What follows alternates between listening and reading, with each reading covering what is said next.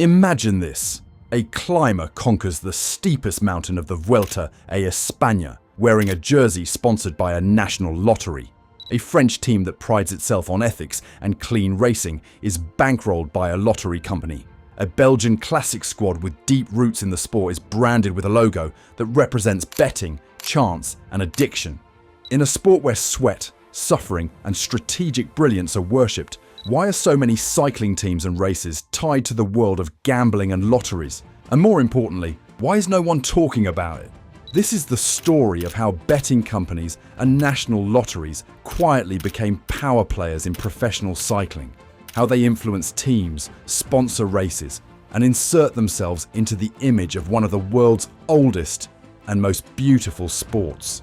And we ask, should we be okay with it? Before we dive in, if you're passionate about the deeper stories in pro cycling, the ones most channels ignore, consider subscribing to BikeFlix and giving this video a like.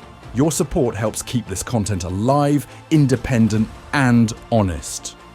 Sponsorship is the lifeblood of professional cycling. Without it, even the best riders wouldn't have a team, a bike, or a race to ride in. And unlike sports like football or basketball, cycling has no stadiums or ticket sales, no billion-dollar TV rights. It survives on the logos printed on jerseys. In 1997, France launched the FDJ cycling team, short for Française des Jeux. This wasn't just a branding play. FDJ is the French national lottery.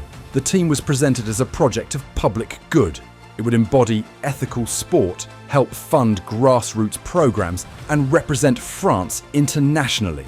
In Belgium, the Lotto brand has been associated with cycling since 1985. Teams like Lotto Adecco, Lotto Domo, and Lotto Soudal were all part of a continuous effort to keep Belgium's cycling heritage alive. Today, the team races under the name Lotto Destiny, but the Lotto brand remains a prominent partner. This seemed like a win-win. National lotteries fund sports, health initiatives, and education, and cycling, always in need of cash, welcomed these partners. But then came the private gambling companies. The early 2000s brought a new kind of sponsor: online betting platforms. Unibet.com was the first major one to make a splash. In 2006, they launched a professional cycling team. The jerseys were slick, the budget was healthy, and the company wanted visibility across Europe. But there was a problem. Many countries had strict laws banning gambling ads, especially those from private companies. France, Belgium, and Italy refused to let the Unibet team race in their events. Even the ASO, which runs the Tour de France, banned the team outright. By 2007, the team folded, millions were lost, and cycling sent a clear message. Private betting companies were not welcome, at least not openly.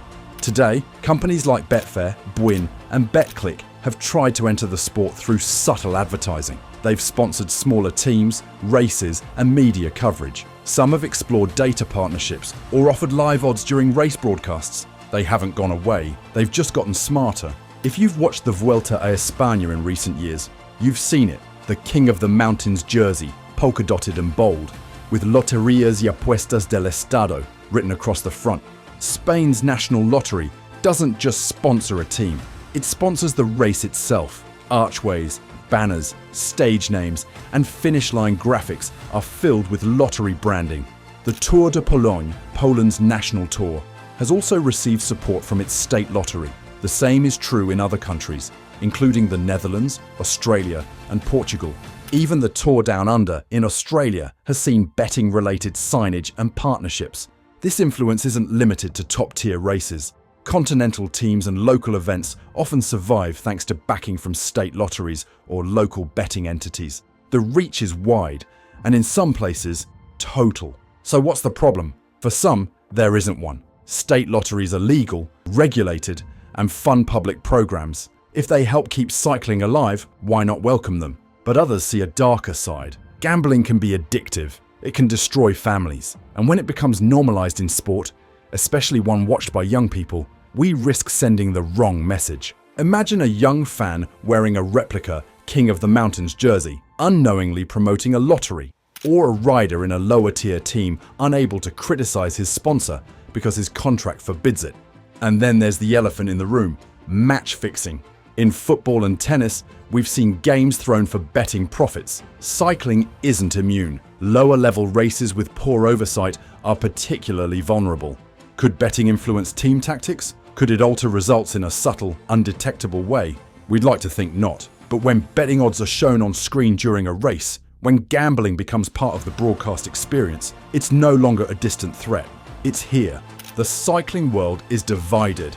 In Belgium, the Lotto brand is a beloved part of cycling. Fans don't see it as gambling, they see it as tradition.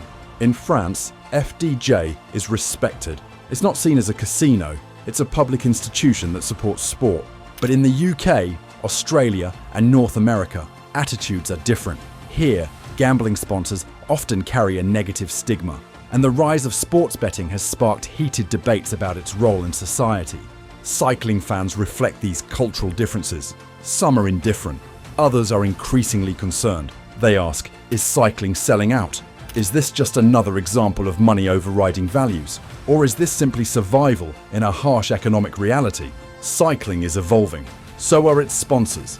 Companies like Ineos, UAE, and EF Education bring new money into the sport. Tech brands, banks, and even humanitarian causes are getting involved. But the allure of gambling money remains strong. It's fast, flexible, and often comes with fewer strings attached. Could we see another Unibet-style team soon? Or will cycling adopt stricter ethical standards like other sports? Some governing bodies, like the UCI, have discussed guidelines on gambling sponsorship, but so far there are no hard rules. Teams are left to decide for themselves, and in a sport where financial survival is a constant battle, few will say no to a major check. Cycling is a sport of paradoxes. It celebrates pain, purity, and perseverance. Yet behind the scenes, it's a game of business, politics, and money.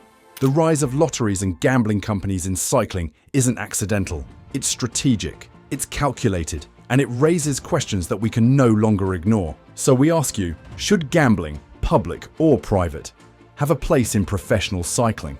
Is it a necessary evil, a harmless tradition, or a threat to the soul of the sport? Let us know what you think in the comments. Like and subscribe if you want more deep dives into the untold stories of cycling. This is Bikeflix, where we ride beyond the finish line. Stay safe, ride smart, and question everything.